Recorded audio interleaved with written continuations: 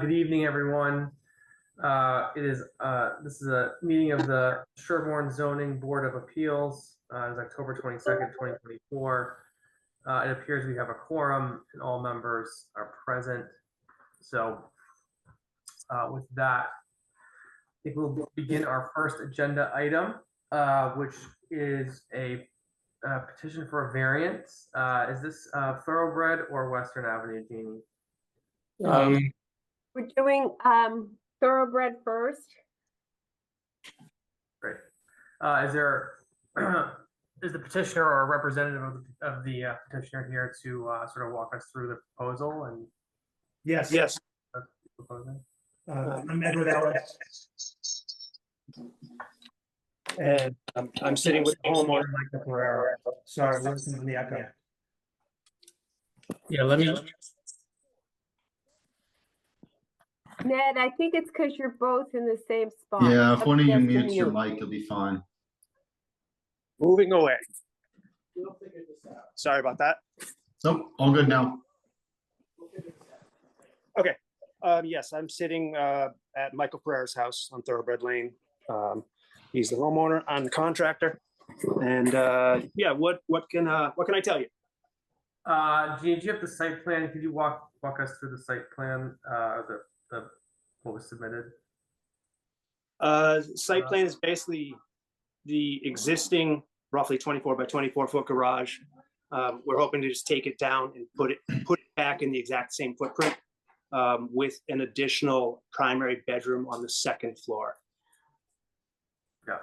Am I correct that this is Thoroughbred? So, Rick, what's the history of these lots and the lot lines? Yeah.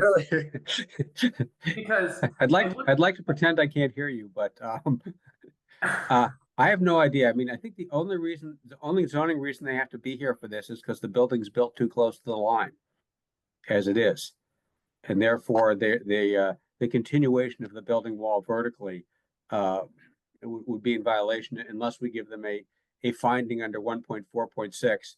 And I bet, isn't that what they've applied for here, Jeannie? Yes. Yeah.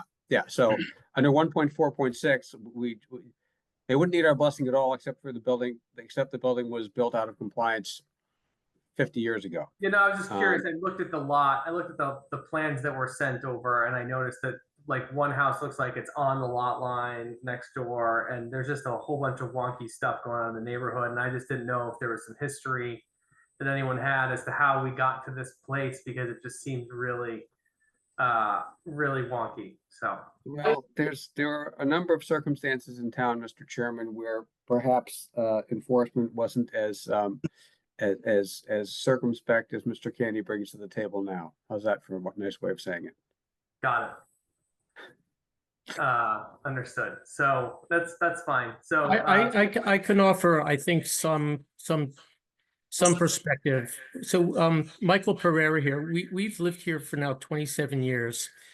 The previous owner of the adjacent lot, the one that seems very close to the lot line, those two lots, I was told at the time, used to be part of the same lot, and they were subdivided way back in the day, as they say. And so I don't know if the setback rules of Sherborn have changed over that time or at some previous time, but what I'm pretty sure I know is these two lots went from one lot to two lots, and probably split the difference in terms of the lot line. Right. It doesn't really matter how it happened. Yeah.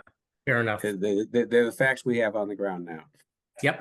Well, I guess it would matter if you created the problem, but it doesn't seem like that's the problem. So right. So yeah, I mean, I guess if the footprint's not changing, I open up to the board for their perspective. If you're done sort of presenting, the facts that as you want to present them to the board, but I guess the big questions I have are, whether that in fact the footprint's changing at all. We do not intend to change the footprint at all. Is a new foundation being poured? Yes. And is the old foundation being demoed and removed offsite? Correct. There actually is not an existing foundation. It's a slab on grade. with no continuous frost wall. So that's the intent of taking down the structure, is to replace that and get a proper foundation under it. Okay, and I ask just because I know in previous petitions, we have to be very clear with that because there is a history of folks pouring footings and walls outside of the foundations that they're replacing. And so you're in essence exacerbating the current form non-compliance. And that's something that we want to be very clear. We are not giving permission to do. Understood. That was never the intent. In fact, the intent was to keep it exactly in footprint. I'm not implying that was the intent. I'm just getting clarity. Thank you, sir.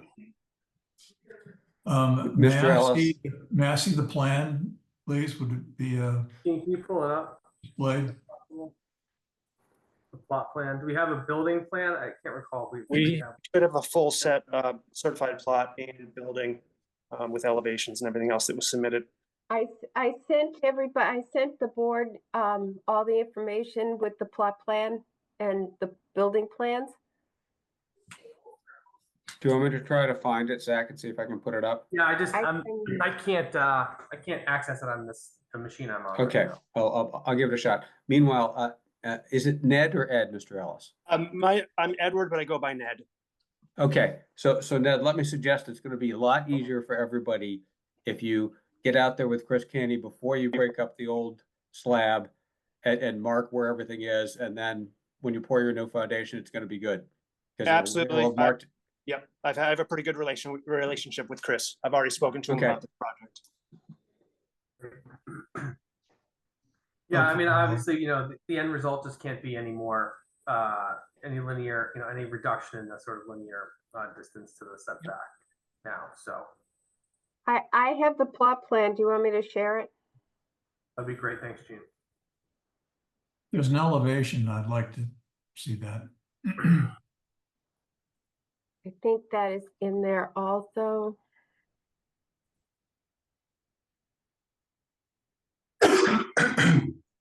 All right, there's the plot plan, if you can see it.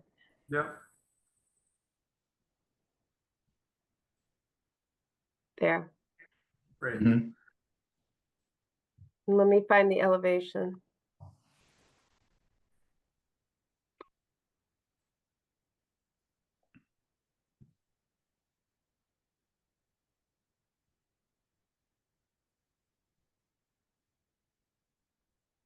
All right, hold on.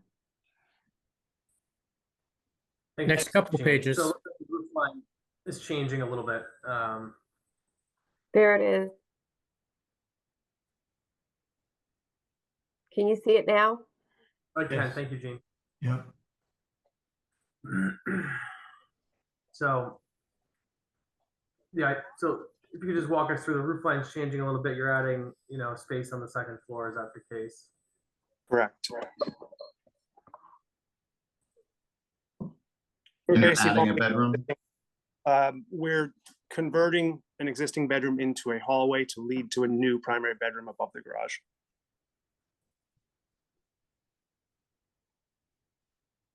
Well, this strikes me as being close to, it's not a minor modification, but it's a small modification of the existing structure by increasing the elevation. And I mean, I'd be curious if there are any neighbors who object to this. It doesn't look like it would have any negative impact on the community. I'll respond as the homeowner. We've had some informal conversations with the abutter. They have no objections. The neighbors were Ellis? also notified of the meeting, so, and what was gonna happen. Mr. Ellis, if I see it correctly, looking at it from the street view, which I looked at the existing house in street view through Google Maps or whatever, Google Street View. It looks like the overhang of the roof to the south side of the building, very slightly, maybe a foot, is past the wall of the existing garage. That would be correct. But does that intrusion carry the full depth of the garage? Because if it did, you'd increase your nonconformity. If we go back to the first site, Yes, it would, can you it go back would. to, It's a flying rake that travels, that does travel to that rear corner where we have the nonconformity. so the nonconformity in the flying rake would be increased. That is correct. I guess so, yeah. That's, I think, board members, tell me if I'm wrong, I think that's the one thing you can't do. Yeah, I mean, sometimes with elevation, there's a little bit of give on those hard lines. No, No, that's not the way zoning works. Hi. okay. Yeah, come on in. yeah, Rick, what is your perspective on overhangs in the setbacks? Well, I mean, if there's something in the bylaw that says the overhangs are allowed, that's fine. Right. I mean, it is Um, purely decorative / architectural. If worst case, if we had to, we could have the architect redraw it without that. Rick, that looks like a minor aggravation of the pre-existing nonconformity there. That's not a substantial change. Right. Although the theory is that if you go further in, you're into variance territory, although in the Whitney case, we did give him some leeway. What was that leeway? We didn't make him tear down the extra 2 feet of garage that he had no right to build. So there's this, so do we know the dimension of the overhang? Like, what are the dimensions of the overhang? It's roughly a 1 foot flying rake, I call it. So it'd be 1 foot closer to the lot line. And it would only intrude in the corner, in fairness to you, Ed. Correct. It's only probably the rear 3 feet of that 1 foot intrusion that would cross the geometric line. You are correct. As long as the footprint is the same, I think that this is about as far as, just for the board members' sake. I think, the footprint's staying the same, and I think this is a minor incursion. So I think this is about a good example of the extent to which I would, approve such a, minor exacerbation. I think my perspective here is that it's not living space, it's not usable space, it's really just a roof line, and it's not excessive in terms of the overhang. So it's not like they're creating another sort of covered space underneath it. So Yeah, Mr. Chairman, it's not like it's a cantilevered extension of the living space, right? We're just talking about a soffit essentially. But from my perspective, I don't take exception to this. This seems common, and if the drafting as presented to us is an inaccurate representation of the existing conditions of the home, that would be architecturally consistent with the existing structure.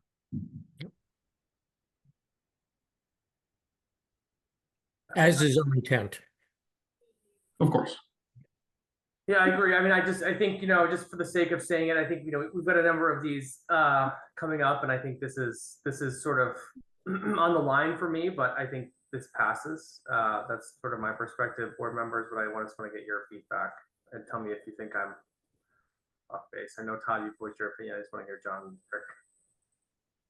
Well, I certainly don't think anyone is going to go to the zoning electric chair over this. Not this one, but I don't want to. No, I think that this is a minor aggravation of a pre-existing nonconformity, and that we should allow it.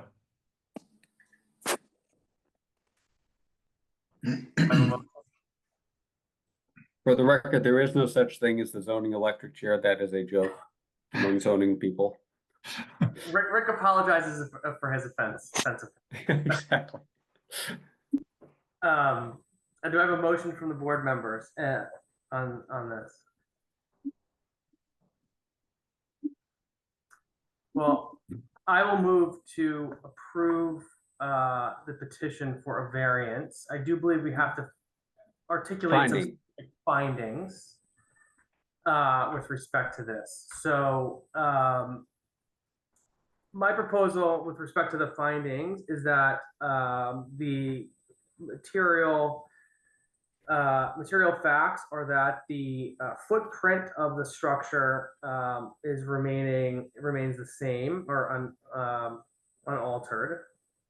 And to Jonathan's point, the exacerbation of the nonconformity is minor in nature, in particular because it does not provide additional living space, living or functional space to the home.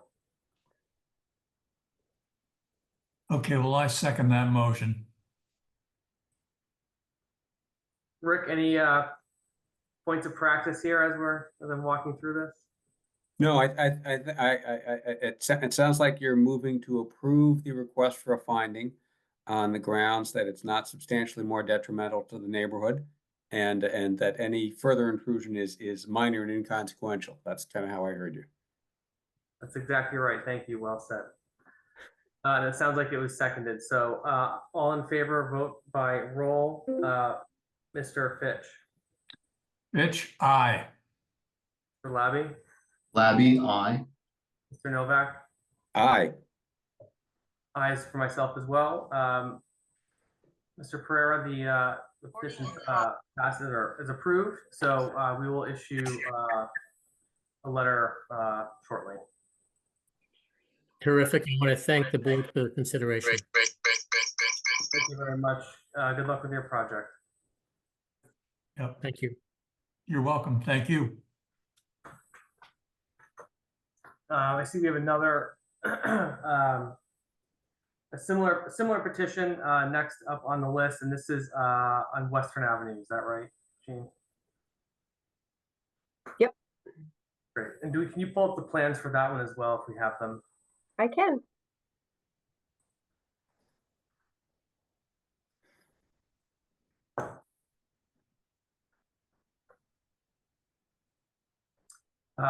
Is there a representative for the petitioner here to discuss the plans? There is, Mr. Chairman. Good evening. My name is Dan Petrosinelli. I'm the homeowner. Joining me is Dennis O'Brien. Mr. O'Brien is the owner of the Dennis O'Brien Land Survey, who did the plot plan that you're looking at now. And we also have elevations, floor plans, and other information. We also did a statement of circumstance that had some detail in it as well. So happy to share anything that you need us to today. Well, thank you very much. I reviewed the materials. I think, just to sort of cut to the chase, I saw one of the statements you said that the proposed plans would not make the structure any more non-conforming. But I was questioning whether that was a conclusion based on just the distance, the setback distances, or total square footage. It seems like you're removing the garage and sort of replacing some of that square footage, but adding to it as well. And I'm not sure how much is being added within, the other setback. So. Yeah, I apologize, sir. This isn't my line of work. I'm not a lawyer, nor am I trying to be one. So if I don't represent this appropriately, have patience with me. Yeah, no, that's fine. I just want to clarify what I'm sort of seeing and interpreting. So.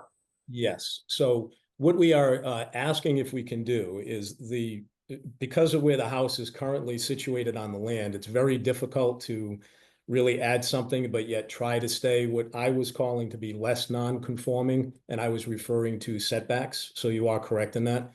We are asking if we could put an extension on the back, which would be a kitchen, and then a two-car garage with a primary bedroom above it. We would stay within all of the room counts. So we'd have a total room count of 7, and we would keep it at 3 bedrooms. So we're not increasing any of the bedroom count. We're actually decreasing the total room count because we'd be deinstalling what's in the basement now. And, but to your point, we are adding some square footage on. I don't have the exact number in front of me, but I could calculate it pretty quick for you if you'd like. No, that's fine. I don't think that the specific number makes a big difference to me. I think just for discussion purposes, the fact that the square footage is being increased. I see And- Mr. Novak's hand is raised. And Mr. Chairman, Go ahead. I did want to make a point, though. If you look at the drawing that you're looking at now, shows an existing garage. It's a single bay garage in the back. We made every effort with the architect that we're working with. We made every effort to make sure that the structure that we're putting up is both within the boundaries of the existing home as well as within the boundaries of that existing garage. Thank you. Rick? Jeannie, can you zoom in and I might be able to explain this a bit? I hope so. If you can't, don't worry about it. Don't know if I can. I could do it on my end if you need me to. That's not, if you don't mind me sharing, I could do it on my Yeah, end. I'll stop sharing. Go for it, Dan. Just give me While one- he's doing that, Mr. Petrosinelli, while not a lawyer, is doing a great job of playing one on TV. Well, You're, you're more than- you're you're hitting more- almost all the points perfectly. No, you're more than welcome to say, Dan. Petrosinelli is a mouthful, but I'm assuming you can see the screen and I can increase it. Yes, okay. So, to Mr. Petrosinelli's point about room count, that's a Board of Health issue. That isn't really our issue. Okay. But you're right to be sensitive to it because you've got to stay within your septic permit. The house is old. Does that house go back to before the 20th century, Dan, I think? It was, the evidence that we have right now shows that it was constructed in 1910. Yeah, okay, so well before the 1954 zoning bylaw. Yes, sir. And it's tight there on Brook Street. They didn't pull off a dimension, but you can see the part of the house that's next to Brook Street behind the porch is certainly within the 30-foot setback. And the garage he's tearing down, you can see the edge of that garage is also within the 30-foot setback. So his argument that he is not getting any closer to the street than those points is consistent with our other 1.4.6 findings. Okay, Yes. as long as, yeah, from a historical and precedence perspective, Rick, if you think wouldn't be in violation of our previous decisions to increase the square footage, then I don't have a problem. Jonathan, I think that's what we've done consistently in a whole bunch of other cases. Yes, you're right. Okay. We're not going beyond the previously existing setback distance with this new addition, and therefore it's not a problem. Okay, So when you're ready and depending on the way the rest of the commentary goes, Zach, I'll make a motion for you. yeah, I see Sean Killeen put something in the chat. Sean, just so you know, the chat obviously is an official record, so if you have anything to contribute, please. Yeah, I was Oh, just Sean's, asking if he was gonna give up his curb cut on Brook. It looks like he's not using it. I'm sorry. Oh, so he comes in over that concrete pad right now? From Brook? No, so what was the question? I'm sorry. I think Mr. Killeen, who's the head of DPW, asked if you'd be giving up a curb cut on Brook Street with these changes. All right. So I'm assuming you can see my mouse. Right now, the current entrance is here on Western Ave. We're making every attempt to make sure that we continue to honor the Craftsman bungalow style of the house, as well as maintain the current address of 262 Western Ave. So we were going to maintain this driveway up until about this point. This garage, and I can show you the elevation if you'd like me to. This garage has a 2-car garage opening here. The house already has, this driveway is kind of funky. The driveway goes around behind the house, in between the house and the garage, and then comes out here on Brook Street. We would actually be moving this opening. We'd be closing this off and moving the opening on Brook Street here. So we're not adding an opening, but we are moving it. And one of the reasons for that is this curve is relatively dangerous. There's the traffic comes down at high speed around here. So although this is open, there's access to Brook Street here. It's pretty close to the corner. So this actually is a little bit more safe by moving it down a good 20 feet or more. So we will have we are asking for access here on Brook Street, but again, it's not additional access. This access already exists. We would just close this off and move it down in front of these garage doors. Did I answer the question? I think so. Sean, what's your perspective on that? Yeah, in a roundabout way. You didn't ask me to move that curb cut, but you can.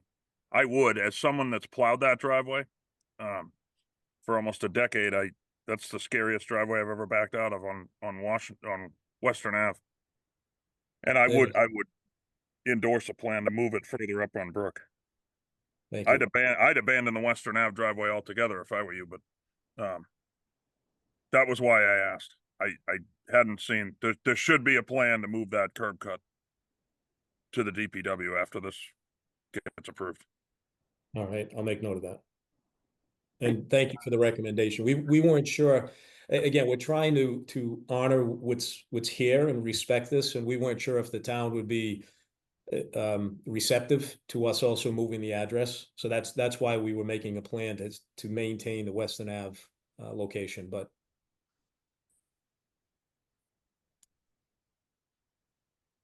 Great. Thanks for that perspective, Sean. So do you need, Dan, do you need the DPW's approval to move that curb cut to make that garage functional? Again, I would assume so based on what Mr. Killen just said. So yeah, I'm just going to condition I would just most likely condition any approval on that, obtaining that approval as well. All right, and I'm assuming I can work with someone at the town to understand how I actually apply for that approval. Yeah, right? you just reach out to Sean. I think there's a permit process outlined in our bylaws for curb cuts, but just reach out to Sean and probably just give him a plan, surveyor's plan with the changes. I don't want to speak for Sean, but that's what I did, so that's what I remember. All right, thank you. So I would move to approve this based on the Sherborn Zoning Board of Appeals precedent to approve such matters if they're not increasing the nonconformity from a perspective of distance to the lot line. But I would condition it also on obtaining approval from the Department of Public Works to move the curb cut to make the garage functional. Board members, do we have sort of soft endorsement of that? Does anyone want to make the formal motion, or should I repeat that?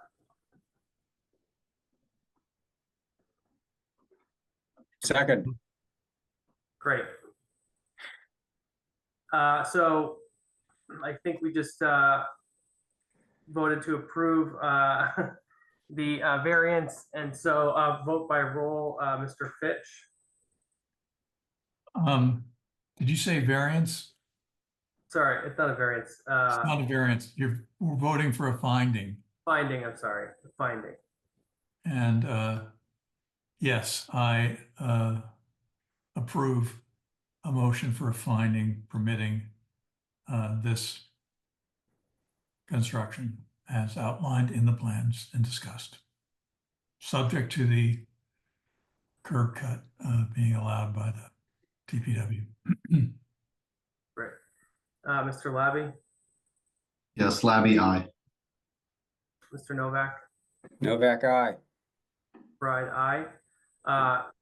Congratulations, it was approved, and we will send you a letter in a week or so when Jeannie can pester me and get my attention to sign it and approve it.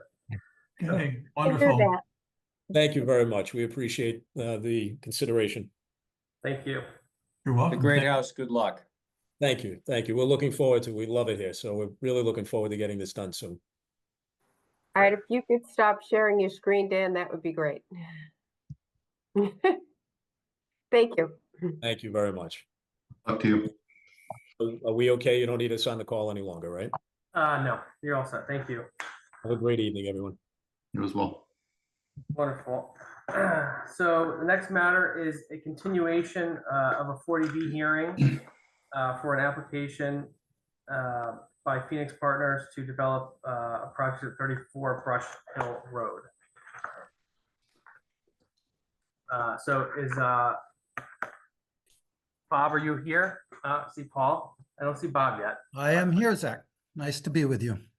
Hi, Bob. So I know you had suggested some agenda items this evening and how to begin. So I don't know if you want to start, if you have the ability to share your screen. I know you had already sort of proposed a way to begin the septic conversation. So happy to start with that if you'd like, or Sure, we can do that. I was going to suggest actually we take the traffic first, because I think we had kind of wrapped that up, and I just, Yeah, if that's all right with you, it's, I Yep, mean, either that's one's fine. totally fine with me. So I mean, I don't think we have anything further to present to you. I brought the traffic guy last time. The peer reviewers have weighed in with a thumbs up on, public safety issues and traffic issues. And that's all in writing, and you have that, which is great.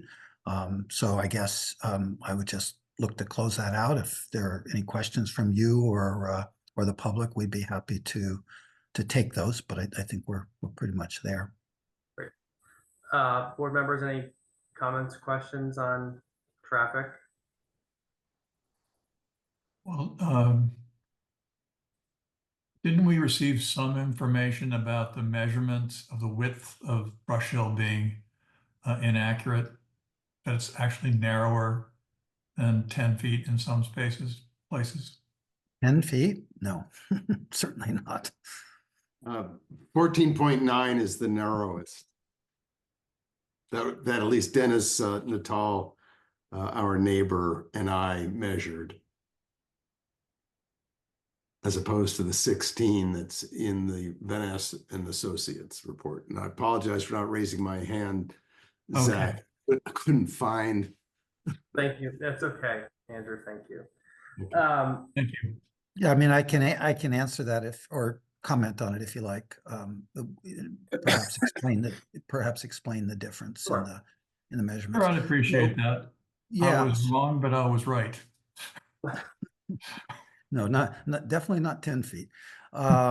So I am guessing that the explanation, and obviously I'm going to stand by the work of a professional traffic engineer in this space, but I'm just going to take a shot and say likely that Dennis was measuring something different than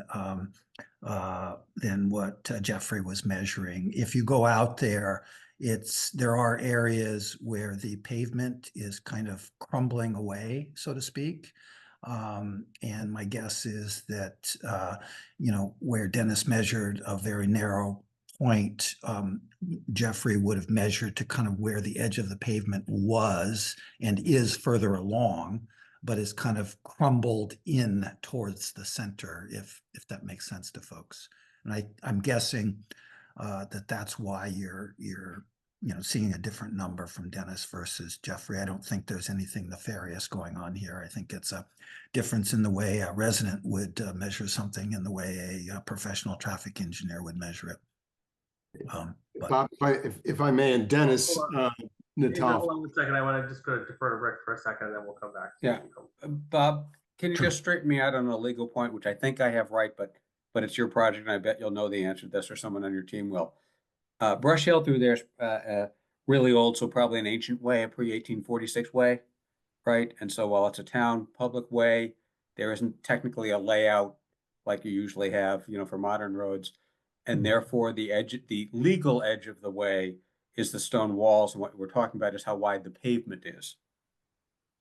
I believe these dimensions are the pavement, Rick, and not between the stone walls. The stone walls, you have much more room than 16 feet. Yeah. Is with regard to the layout of the road as you describe it, and I'm not terribly familiar with those legal issues, but what I do know is that at one point back in the 50s or early 60s, there was an intent to widen Brush Hill Road, and there was actually there was actually a survey work was done on the widening of the road. That taking never happened, and the road was never in fact widened. And unfortunately, it screwed up some of the surveys along the way. And I know Dennis had a problem with that with you guys, and that all had to be fixed. But the road was intended to be widened and unfortunately was not. So Okay, thank you. That's all I know. That circumstance is not all that unusual, unfortunately. yeah. Andrew, yeah, I see Andrew's hands raised. Thank Yeah. you. Thanks, Zach. And again, I apologize. I can't find the, That's okay. okay, so I'll just raise my hand from now on. As long as I can see you on the screen, I can't see everyone. So as long as Okay. we make enough noise, I guess. That's Okay. how. So Bob, who went out and actually measured it for you? Jeffrey was out there. Okay. Jeffrey, the guy who spoke the other night, or whenever that was, 3 weeks Right. ago. Yeah. And did he take photos of how he measured it? Because Dennis and I believe- took photos. of Yeah, I where- don't know that he took photos of how he measured it. He certainly took, there are a number of photos in his report and presentation, as I'm sure you know. Okay. But Because we took photos of where we actually put the tape down Yeah. with a photo of the tape measure. And I think we were being very conservative about it, and not going just to the breakage of the sure. macadam. Dennis, think, you want to add anything? Andrew, if you could submit a short narrative with those photos embedded in it, that would be helpful. And then maybe, Bob, if he wishes, can have his traffic engineer take a look at it, where we can have, potentially. So in terms of the methodology that was used. So I think that's probably the best way to sort of just. Sure, I agree. We do have that because we submitted it already to the select board early on when we were awaiting the response from Mass Housing. Isn't that right, Dennis? That's correct. And some of it is not just breaking of the road, it's also roots from the trees that are in the road that extend across the other side. And this is a scenic road and those trees can't be removed. So that's our position. Well, they can be removed, Dennis, but you have to go through a regulatory process for sure. Of course. Yeah, of course. And let me ask a question of Zach and the ZBA, and that is it really of any moment if it's not 16 feet but 14.9? Does that make a difference? I have an opinion, but I want to hear what Rick has to say. Well, my answer, Mr. Chairman, to Mr. Lauterbach would be potentially it could make a difference. Although you're right that overall the road is, as Bob and Mr. Jeff Dirk said, the road is what it is, and the board does not have the right to tell the town to widen the road. To the extent that the road's existing situation is a material safety issue that cannot otherwise be resolved, then it might be within our board's discretion to try to do something about that. But in general, 14 feet versus 16 feet it's not a bright line, hot button issue. Yeah, Right. I don't see Bob building a 6-story building that requires a ladder truck that can't get down the street. So I think that, to me, that's kind of an example of where it would become a material issue. Will the fire department say that, your measurement is an issue? I can't say, but that's, that echo Rick's point. Yeah, and by the way, Chief Ward certainly has been on the site. Yeah. Yes, Andrew. Yeah, and as far as the sight lines are concerned, I'm still quite concerned about whether there's enough visibility from where the driveway hits Brush Hill Road, and then Tetra Tech's peer review of the Van Ness and Associates report, where it said that it would encroach on our property at 36 Brush Hill Road, and there would be, I was just about to find the language that Tetra Tech used, but you can look it up. We're vehemently opposed to any encroachment or trespass of material, as Bob understands. And perhaps I'm just misreading it or just being overly cautious, but I would like some clarification that it's not going to be, there won't be any trespass or adverse impact on our property or removal of trees on our property. Sure. I mean, Andrew, or Andy, I guess what I would say about that is that what Vanessi wrote was that it could be done very safely, and it would take a judicious clearing. I've actually kind of stared at that site pretty carefully, and most of the trees are in pretty rough shape, as I think you know, because you live there and I don't. But what I can absolutely promise you is that there will be no encroachment onto your property. I very much respect, you and I had a conversation about Yep. property rights recently. We I did. am very much respectful of your property rights, and I obviously I hope that you'll be respectful of mine. I hope when we course. can work together, that'll be good.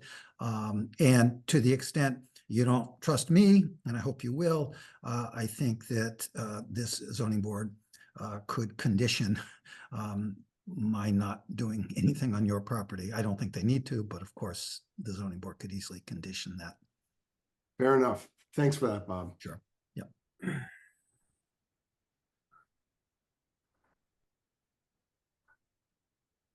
So all set on traffic, Zach, or? Board members, any other comments? I was just trying to look at the report that Andrew was referencing. Bob, do you know what he's speaking about? Can you, Yeah, I think there Reader's was Digest some. version of what he's trying to get to?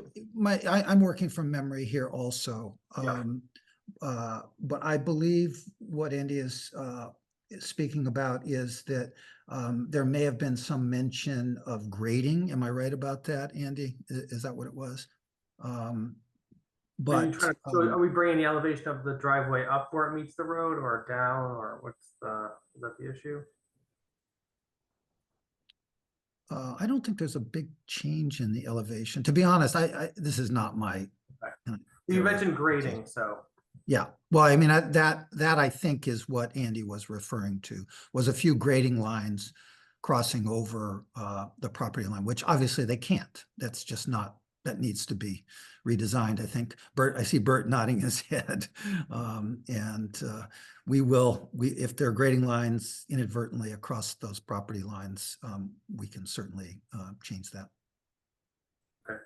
With that, Bert, is this like a short retaining wall type of situation, like a foot or two, or is that, just different? No, there's no retaining wall. grading? No, well, I mean, there's a stone wall on both Andy and Dennis's property. As I mentioned last time, Yeah. There's nothing on my property, and I mean, there's some rocks strewn around. But Andy and Dennis both have very nice stone walls that kind of return down the property line, as I recall. Mm-hmm. Mm-hmm. Yeah, so the language was that all work shall be, we anticipate grading activities to the property line may impact vegetation health on abutting properties, particularly since the grading associated with the roadway is a cut. Oh, okay. Okay. So actually, I think what is being said there, thank you for reading that. So as we all know, when we do anything earthwork, right, and in this case, it would be grading, we disturb roots. So I think what he's saying is that our grading may disturb the roots of your trees. And the lawyers on the call are going to have to help me with those legal issues, because clearly I'm grading on my land, but the roots are attached to your. I don't mean to make light of it, obviously. No, I understand where you're getting at. No, I think that's fair. And obviously, if you cause, if you kill a tree, there may be an issue, Bob. But I think I'm going to say I'm having inadvertently killed a beautiful maple tree because I put my power lines right next to my driveway on the opposite side, right at the end of the driveway. I think that you will be I think you'll be okay, and I think Andrew's trees will be okay. But if they're not, then he obviously would have potentially some recourse. Right. But I don't think we're going to condition anything. Yeah, and Bob, there were two points. That was one about the Okay. vegetative health. The second one was the contours, as I think you were pointing out, on the west side of the entrance roadway tie out to existing conditions just beyond the limit of the property line with the butter at 36 Brush Hill Road. All work shall be contained within the subject property unless easements have been acquired. That So- was Tetra Tech's response to. And I agree with Tetra Tech's response there. I So can live with it. do we just have a number? What's the elevation change with the grading? Do we like know 6 inches? You know, what's the net change? I think it may be in Tetra Tech's report, but I was looking at the letter that I submitted a couple I days think ago. we probably beat this issue to death tonight. But like, if we could just touch upon this with respect to the grading issue and just make sure that it's not a critical issue that has to, you know, we need to change the plans with respect to a small retaining, you know, 6-inch wall or something. Whatever it is, let's just revisit this one particular Okay. issue to that and get more clarity. And I apologize, I have not read it in detail, but I will before the next time we touch upon this. So Bob, if you don't mind, we could just table this for a quick revisit the next. Sure, it looks like Bert wanted to say something real quick, if that's all right. Just as Great. far as the cut, it varies from 1 foot to 2 foot. So Okay, so that would be the elevation change that has to be sort of adjusted for. yes, And From that's going to be below what is presently the surface. Is that right? Surface elevation? that's correct. In Tetra Tech's review letter, they'd like to have a plan and profile of this roadway too. So we'll be preparing that. We'll take a look at the existing grades with the plan and profile to see if we can make any small adjustments to see if we can minimize the amount of cut. Right. And lastly, Zach, with your permission, and you guys are all confident that there'll be sufficient visibility of people coming out of the driveway and onto Brush Hill Road to do so safely. Yeah, so I think I'll answer that because it's not really in Bert's Okay. world. It's more in Jeffrey's world, and he's not here. But I think Jeffrey clearly said that last time he spoke. And to the extent he did not say that definitively, I am going to insist that that definitively be the case. Okay. We can't have an unsafe intersection, obviously. And that is as far as motorists driving at their normal speed as opposed to what the speed limit is, because people drive very fast down Brush Hill Road and it's very dangerous as it is right now. Yeah.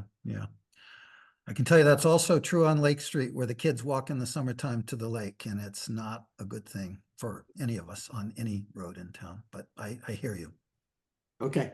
So there is requirements with regards to site distance, and they're based on the AASHTO standards. And it's not based on the posted speed limit, it's based upon the 85th percentile of the observed speeds. And that should all have been addressed in Jeff's traffic memo.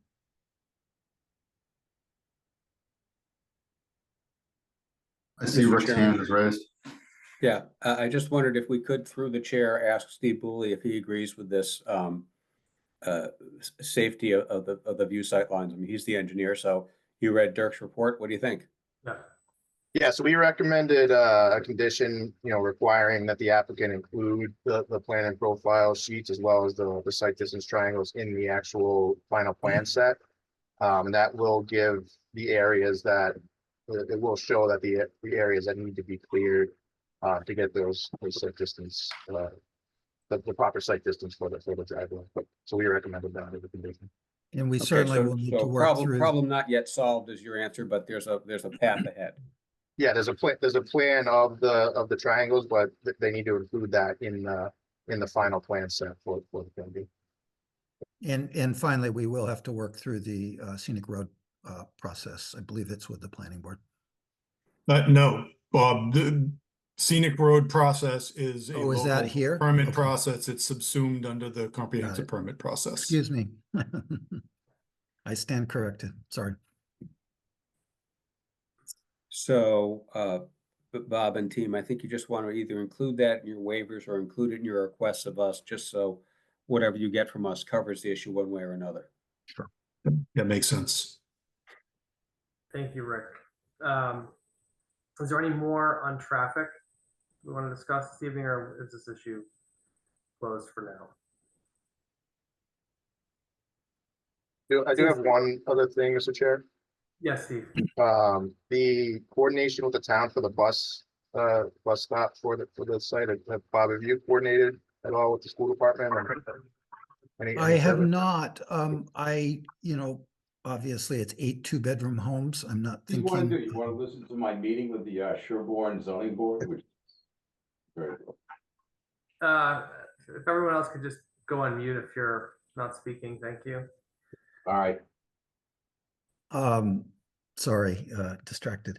It is 8 2-bedroom homes. I don't anticipate there'll be a lot of kids living in these homes, but obviously I hope so.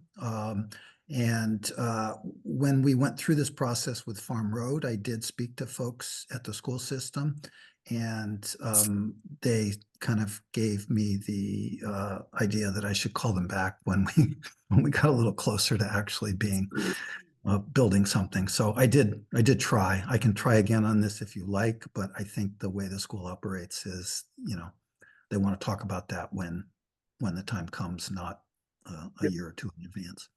Yeah, we had recommended that just as a condition, so I think Yeah, we're covered of course. Happy to. I'm not sure it's going to be a gigantic shelter bus stop, but Yeah. we can work that out when the time comes. Steve, is there anything So, else you want to bring up? No. I'm all Sorry, set. Steve, is there anything else you want to bring up? I'm all set. Thank you. Thank you. Bob, what did you want to address next after traffic? If this is, if there's no other comments, and Andrew, Sure. I think. Shall we go to septic then? That's fine unless there's any objections from board members. No? Great. If you want to go to septic, Bob, I know you wanted to start the conversation off with some findings. So Tetra Tech's findings. So if you want to Yeah. So we spent some time on the actual system already. I thought it made sense to kind of talk about what Tetra Tech found. I have a comment or two on a couple of things that came in. One was from Scott Horsley and the other was from Tom Trainer. And I've got just a couple of comments on that. And then we can kind of go through and then I'd like to actually update the board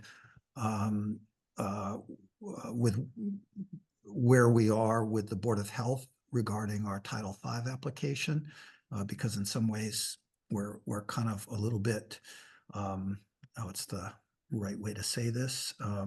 We're in kind of a different place in with you all in septic versus the Title V application. I met with the board last Wednesday night. I guess that's 6 days ago, and was informed in no uncertain terms that they were going to require. In fact, they voted to require additional testing. So I'll remind you that we're building a Title V project. We're required to have 3 deep holes and 2 perk tests as part of that application. So as I said, 3 deep holes and 2 perk tests. In the design that we sent to the Board of Health and to you and to Tetra Tech, we had 5 deep holes.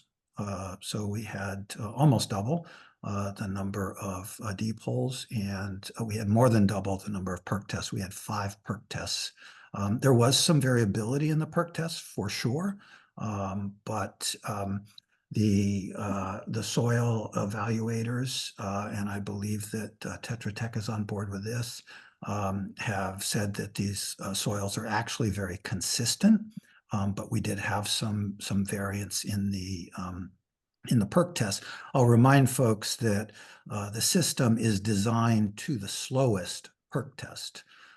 So we had perk tests as fast as in single digits.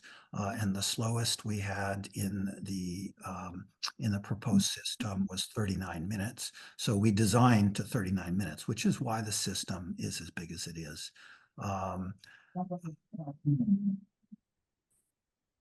Everyone else just go on mute, please. Thank you. So we were told by the Board of Health that they wanted us to do a third round of testing and to provide 3 or 4 more perk tests. So keep in mind, Title V requires 2. We gave them 5. They seem to want 8 or 9. So we're kind of in a little bit of a disagreement with the Board of Health at the moment primarily on the testing regime that they would like to see.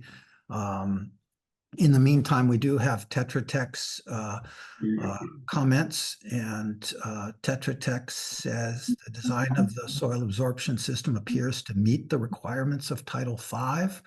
Test pits generally indicate a substrate of firm sandy loam, and it's sandy loam throughout the proposed system to depths of over 10 feet. Estimated high groundwater determined by soil models, which is very accurate, were reasonably consistent between about 2.5 feet and a little more than 3 feet. Soil conditions and infiltration rates meet the requirements of Title V. And I won't go on and just read this to you. You can read it. At the end, they do make a suggestion about sewer manholes, which we respect Tetra Tech's review of this system, and we'll go back and see if we can make that change that they've asked us for relative to the manholes. There has been some discussion from Scott Horsley and from Tom Trainer about groundwater mounding. The Tetra Tech comments on that and says that it is not required for septic systems discharging under 2,000 gallons per day. And they say very clearly it's not required for this project, which is pretty obvious from reading Title V. In fact, Title V doesn't even require it over 2,000 gallons a day. It says that the local authority may ask for it above 2,000 gallons. It's not even a requirement above 2,000 gallons. And as you'll recall, we're at 1,760 gallons. Just a quick comment on Scott Horsley's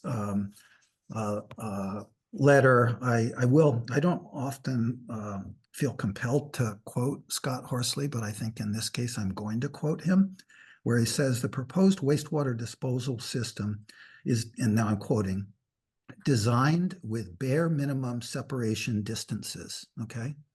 So the system is designed with bare minimum separation distances.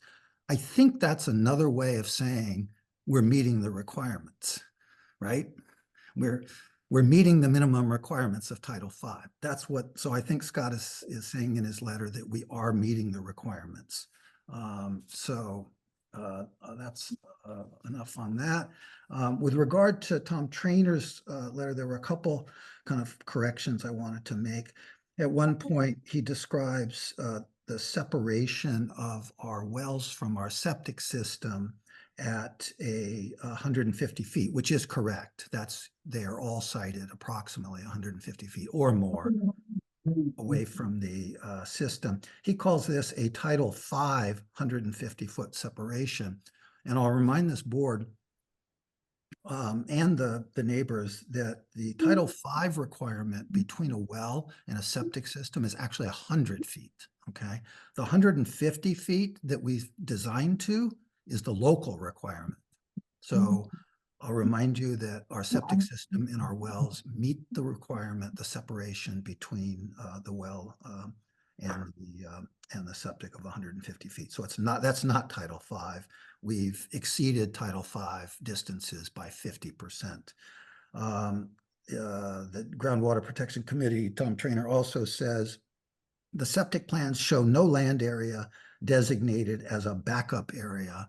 What I will explain there is that, as is the case with, I don't know if it's most or a lot of septic systems now, The backup area, which is known in that business as the reserve area, is in fact between the current system. So what you do is you have a pipe, and then you have a reserve area, and then you have a pipe, and then you have a reserve area. So the reserve area is embedded in the system as you see it. So it's not that we don't have a backup. We have the reserve area that is in fact absolutely required by Title V. The last comment I would make on the Groundwater Protection Committee letter is they say that the 40B design does not consider climate change. And I guess I'm a little bit concerned that the Groundwater Protection Committee believes that 40B design should consider climate change. But when I go around and I permit single-family market rate homes in our town, I'm not required to consider climate change. So I think that the rules for projects need to be the same for affordable housing and this 40B as they are for market rate homes. And I'm kind of I'm appalled that that a 40B would have to comply with some future unknown conditions that market rate homes don't have to comply with. And Thank I you, think Bob. those were my comments. And I'll just remind people, Tetra Tech has said this is a compliant system. And so I don't know how, I don't know how to change it from a compliant system. It is a compliant system. Tetra Tech is an independent peer reviewer. They're using my money for sure, but they're hired by you to do an independent review. And they have come back and they have said it's a compliant system. So we're in a little bit of a kerfuffle with the Board of Health. I wanted to report that to you. I don't know how that kerfuffle is going to turn out. I will certainly report to you. However, I will point out, and I think Paul will back me up on this, what the Board of Health does is kind of in parallel with what the ZBA does. I would ask this board to follow the independent judgment and look at this septic system and say it's good to go. Thank you, Bob. That's all I have. I'm just you had a lot to say, so I want to just sort of open it up to the board and talk about a couple of things you said. Just to clarify, are all the wells 150 feet or more to the local standard? Or is that what we're talking about? That is correct, yes. So Mr. Trainer misclassified the standard as a state standard, and it should be a local standard, correct? But you're otherwise complying with the local standard. That is correct. He classified Title V distances as 150 feet, and they're 100 feet. The local is 150 feet, and we are compliant with that. Great. And what is the depth to groundwater? Assuming the quote for Mr. Horsley was depth to groundwater. That's what we're talking about. Well, what Scott, I'll let Scott, of course, should speak for himself. But what I would say is that Scott is suggesting that we don't meet the depth to the distance to groundwater when groundwater mounding is put into play, but groundwater mounding is not done for Title V systems below 2,000 gallons, which. And I think, and just from my understanding, your position is that the groundwater mounding analysis is not required, and we can't ask for it for the size of a system. But that does not necessarily mean that the problem doesn't exist, and it doesn't mean that others can't bring forward the issue. Is that Well, I mean, I don't agree that the problem exists, and I certainly assert that this is a compliant system according to my engineer and according to your independent engineer. I think that I want to separate the substance from the procedure for a second. Sure, right? sure. So the suggestion is that we can't ask for this as a requirement. I'm not telling you, Zach. I would not tell you what you can and cannot do, because you're going to do what you do. But Paul, but the point being is that your reference to 2,000 gallons a day is to suggest that we shouldn't be we don't really have the right to ask for such information. I am saying, under let me that level. sure, But let me over that level, characterize. we could ask for it. However, if others want to bring the issue to light, we can consider it. I think is sort of what I'm proposing, and I just want to sort of get your or Paul's response to that. Well, I'll let Paul speak next. What I would say is that we have done what is required of us.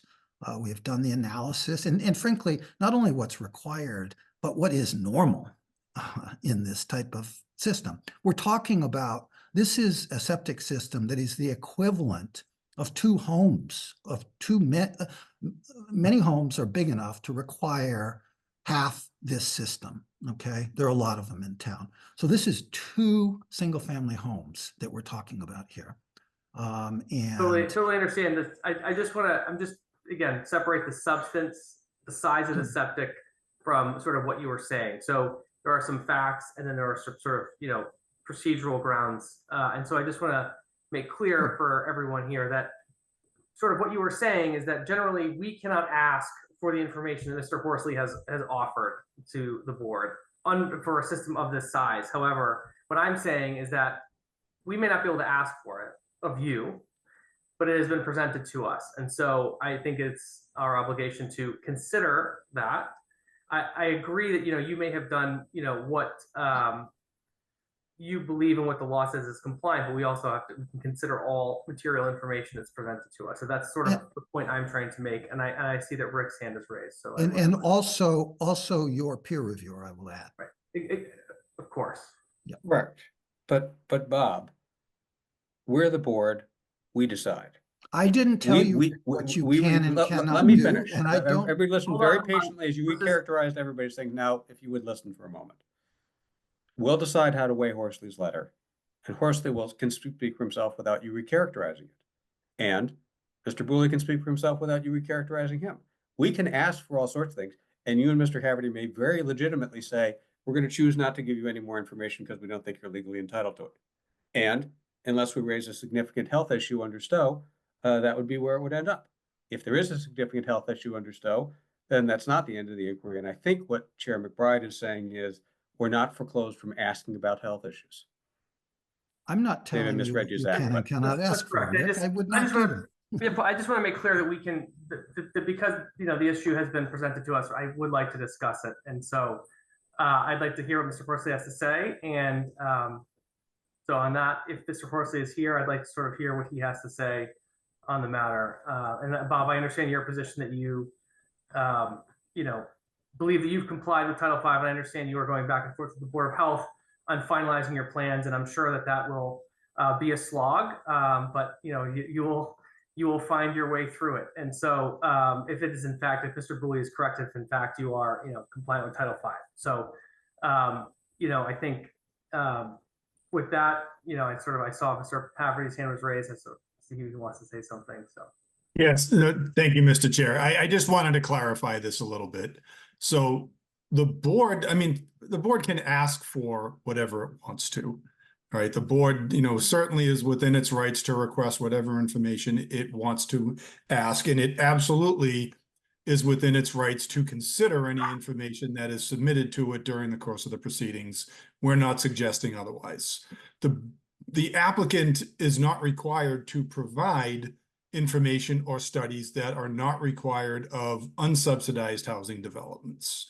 So that's really the standard that what Bob was referring to. In Chapter 40B, Section 20, it states you can't treat subsidized housing to unequally from unsubsidized housing. So that's the standard. And again, you have every right to request whatever information you want. And when we get to that point, we'll have to make the determination whether or not to acquiesce. Thank you, Paul. Andrew, I see your hand is raised. Yeah, Zach, I just wanted to report that Scott Horsley is intending on participating in one of your ZBA hearings in the very near future. He just couldn't make it tonight. Okay, that's fine. He'll schedule it through Jeannie and make sure it's convenient for all of you. That's fine. We'll see if. Well, I suspect so I would say just to that, if if the matter remains open with respect to septic, and he can make it to a future meeting where it's discussed, I don't know if we're going to close this matter out tonight. So if it's discussed in another meeting and he happens to attend, great, but we're not going to keep it open for him, I guess. Just Okay, it's funny, I thought at one of the early meetings, Rick saying that it's a free-flowing hearing and things come up all the time, and that it's It is. okay. I think it is, but for the most part, if we, if we'll just see sort of where we are at the end of the night. It's a big, the septic is a very big issue. Yeah, I suspect. I guess I suspect we're not going to be done with the issue tonight. So Okay, fine, fine. Rick, We'll leave it at that. Rick, you're on mute. Mute. This will go better. Andy, Okay. what I was trying to say is, until the board votes, no issue is foreclosed and anything can come up. But as a matter of trying to stay organized and trying to help people figure out what's going on, we tend to try to move through things by topics. And if we say we're done with a topic, it's not that you're foreclosed from ever coming up with something new, but it's just a matter of trying to be polite to everybody else in the process of, look, if we're talking about septic tonight, we'll try to do it. And Horsley not being here is not a big deal, but we ought to probably try to be here at the next meeting if we're going to try to be talking about septic some more. Yeah, fair enough. Fair? Thanks for that clarification. Yeah, so I think board members, what are your perspectives? I mean, I know, or why don't we go to Mr. Booley if he's available to speak to this, and sort of see what he has to say with respect to your findings and your. I do have Peter Dillon, who's our geoscientist, on with me, and he conducted the Title V review. So I'll let him kind of summarize what we reviewed and our findings. Great, thank you, Steve. Peter, I'll call for you now. Yep. Yeah, so I mean, like I said, I think I wrote was that the soil seemed fairly consistent. Groundwater, estimated high groundwater is established by models, which is probably the best way to do it. The system's under 2,000 gallons a day. I'm not going to tell you can't do mounding in a system under 2,000 gallons a day, but Title V does not require that. I think the other issue here is that the site it is in a nitrogen sensitive area, and it's in a nitrogen sensitive area because there are on-site wells that are going to be constructed there. The town is not nitrogen sensitive, but this project is, and that's what Title V refers to. And it meets the requirements of 440 gallons per day per acre. So, the nitrogen is taken care of, and the system's under 2,000. I mean, it's pretty straightforward in Title V. And just what's the separation bottom of leaching field depth of groundwater on average versus? Yeah, the requirements for 4 feet for material that parks at this rate. The mound height is not taken into account in a Title V system. The mound height of every system, whether it's a house or whatever, does create a little bit of a mound, usually a couple inches. And DEP at the time Title V was put together didn't feel that mounding was an impact under 2,000, which is why they put the 2,000 in there. Over 2,000, at different park rates, you want to see what maybe the mound height is, but that does not preclude in Title V a 4-foot separation. It just tells you that you've got a mound. 4 feet in Title V. If you go to groundwater discharge permit, then you're talking a different story. But under Title V, mound height is something that's considered. So you're at 4 feet, or you're like 4.5 on what your calculations are showing. It would be 4 feet or 3.5. So we're going to come up, whatever. Let's say you come up 4 inches. So it's going to be,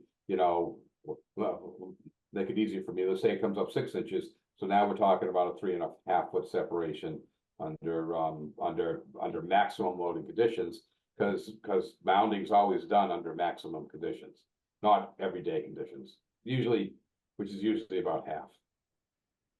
The loading rate is usually about half what the mounding rates are done for. If that helps at all.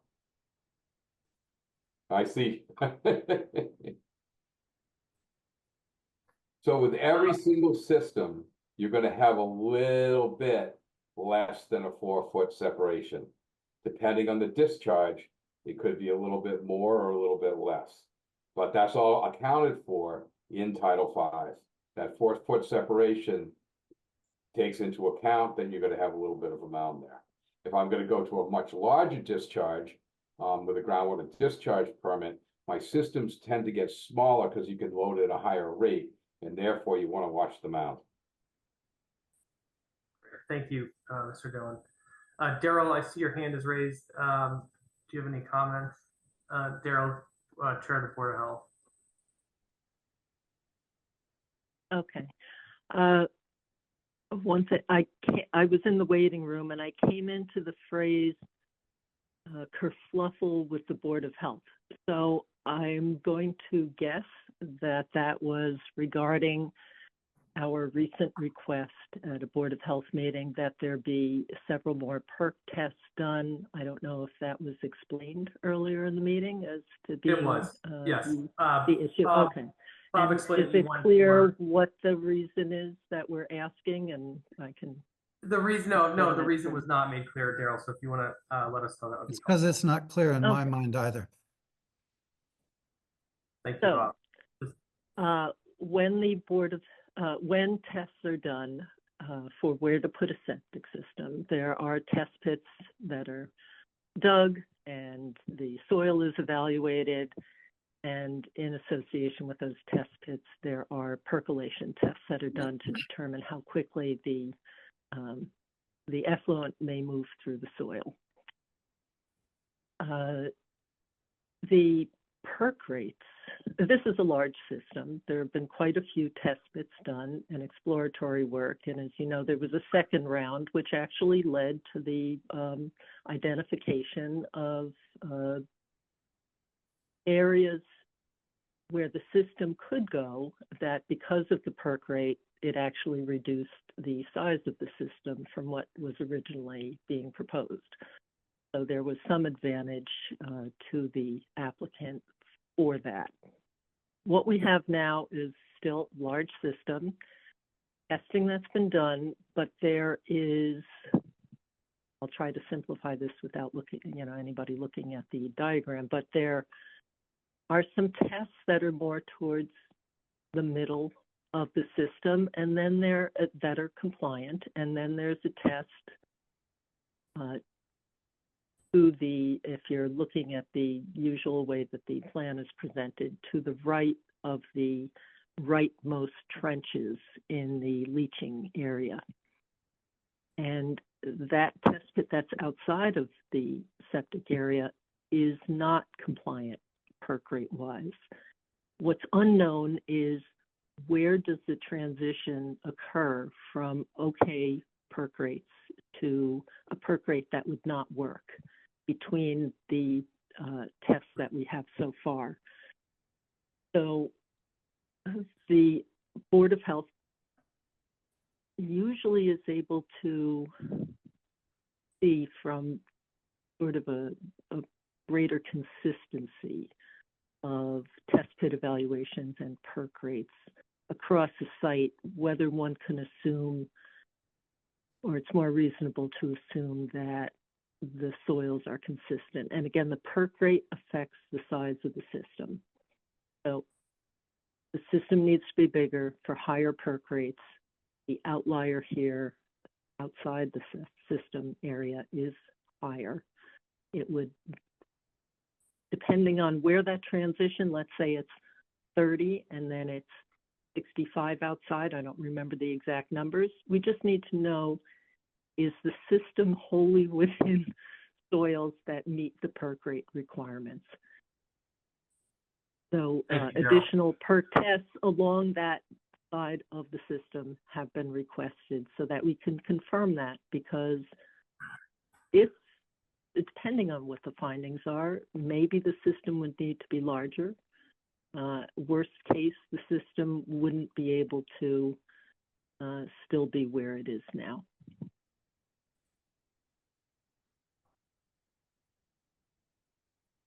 Great, thank you, Okay. Daryl. Steve or Bob, do you have any sort of perspective on Daryl's comments with respect to the perk rate locations? Yeah, I mean, it's not, won't surprise you that Title V asks for for 3 deep holes and 2 perk tests to be distributed throughout the proposed system area. And like I said, we have, kind of on average, double the number of test pits and double the number of perk tests. The test that Daryl is alluding to is, I believe, about 28 feet from the field itself. It's uphill. We had less good perks uphill. And I mean, the truth is that the reason we went back, the reason they wanted the second round of testing, which we didn't fight them on, we said, okay, we're going to go do it. And we went and we did it. And it actually makes sense when you kind of look at it from an engineering perspective. The slower perk rates were uphill, they were up elevation. And so what we did was we took the better holes and the better perk rates and we moved the whole system downhill. And we did exactly what you're supposed to do when you design a system. But Title V doesn't require that you have a perk rate, a perk test and a deep hole every 10 feet. They want 2 perk tests and they want 3 deep holes.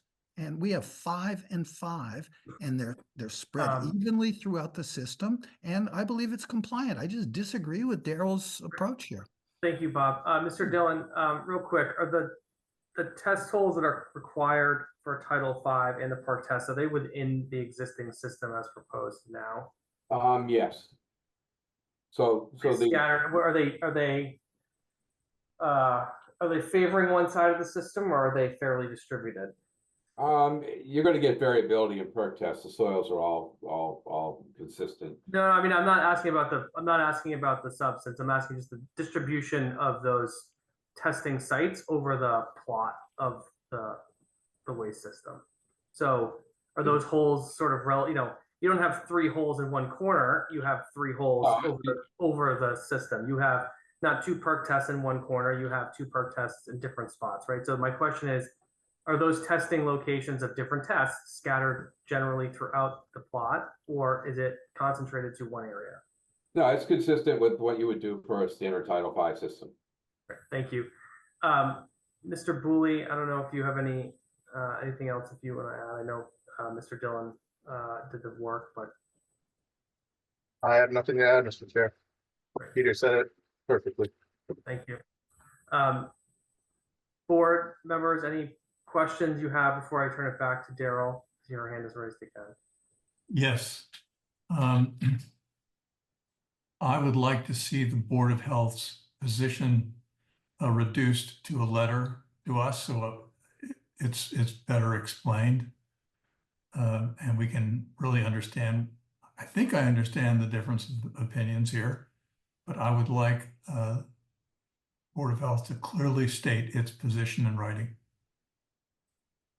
I agree with that. That would be helpful for the record. That's great. Thank you for asking. Daryl, I see your hand is still raised. Unless anyone else on the ZBA has any comments, Todd or Rick, no. Daryl? The Board of Health would be very pleased to present a letter to you describing the issues. Great. Do you think that would be something we could get in the next 30 days? Is that something that's possible? Yes. Great. Are there any more questions on septic from my board or the public at this time? I would probably say we're going to postpone finalizing this discussion until one more meeting if we have the time. I don't know, Paul, where we are in our timetable. I'm going to look to you. Mr. Chair, I have not looked at that recently, so Yeah, okay. I would have I don't either. I would have to do a little research. But it doesn't. I don't think we're coming up close because I'm sure Bob would know. So, Yeah, so it looks like we have time, Zach. We absolutely have time. So, great. So I'd like to continue the discussion on septic until our next hearing when we have a letter from the Board of Health and hopefully you have reduced or resolved your dispute. Okay, good. Is there anything else you want to discuss tonight, Bob?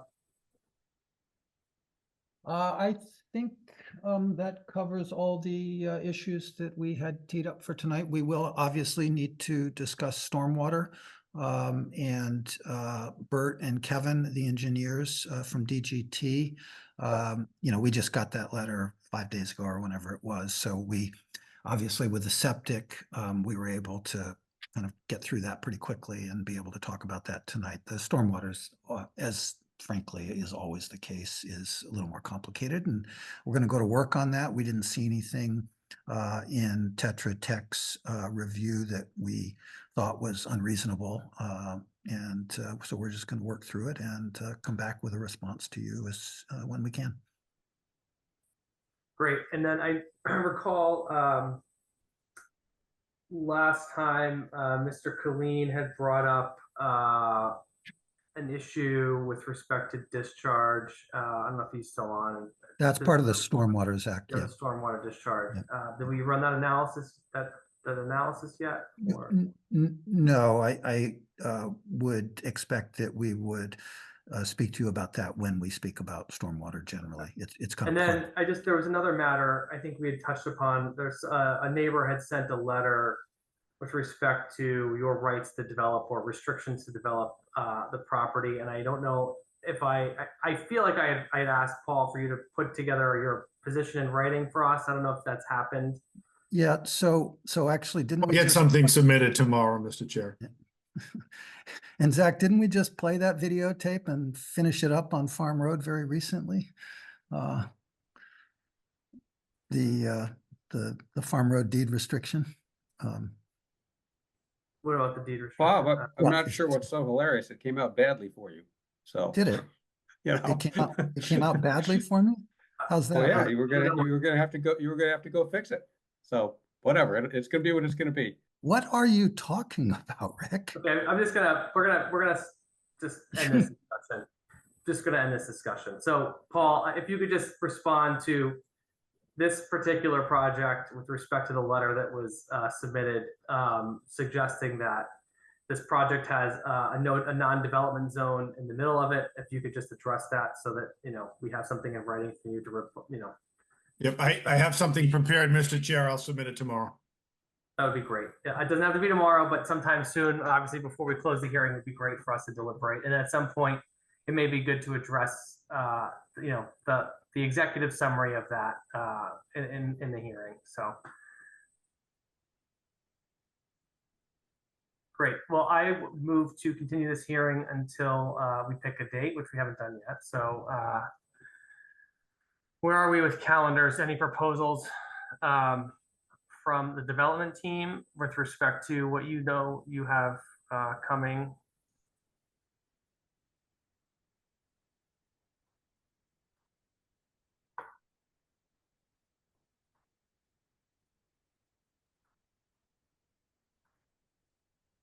Well, we've got some holidays coming up, obviously.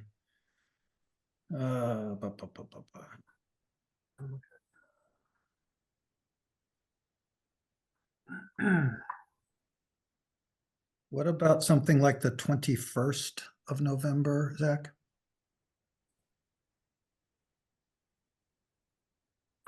You have a meeting the 19th to discuss Washington Street. Do you want to? Yeah, we could double that up. What else is on that meeting, Gene? Well, it's Washington, so there's, that's kind of quiet. And you have a special permit for a business on Western Ave. Is that 19? Yeah. The 19th does make sense. Jeannie, if I read the agenda right, it looks pretty light on the 19th, so we could slot this in. Yeah, right now. The 19th works. Okay, good. Great. I move to continue the hearing for 34 Brush Hill Road to November 19th at 7 p.m. Second. A race to the finish. Wonderful. Well, I think that concludes our agenda for the evening. Do I have a motion to adjourn? I think we need to vote on the motion to. Oh yeah, sorry. Thank you, Not Rick. to be persnickety, but No, appreciate it. So we're gonna vote by roll. This is a vote to continue this hearing until the 19th of November. Mr. Fitch, Aye. Mr. Labby, Aye. Mr. Novak. aye. I as well for myself. Hearing is continued until the 19th at 7 p.m. Now do I have a motion to adjourn? I move that we adjourn, sir. Wonderful. Any seconds? I second that. Thank you, Jonathan. Vote by roll. Again, Mr. Fitch, Aye.